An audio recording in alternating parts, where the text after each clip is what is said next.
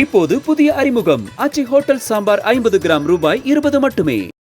குஜராத் மாநிலத்தின் நெடுஞ்சாலையில் கம்பீரமாக சிங்கம் ஒன்று 10 நிமிடங்களுக்கு மேல் சுற்றி திரிந்ததால் வாகன ஓட்டிகள் அச்சமடைந்தனர். பாக்நகர் சோம்நாத் நெடுஞ்சாலையில் நாள்தோறும் ஏராளமான வாகனங்கள் சென்று வருகின்றன. திடீரென அம்ரேலி அருகே காட்டின் ராஜாவான சிங்கம் ஒன்று சாலையில் நடந்து வந்தது.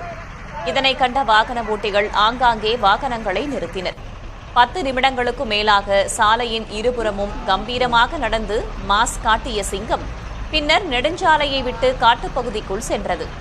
இது தொடர்பான வீடியோ சமூக வலைதளங்களில் பரவி வருகிறது.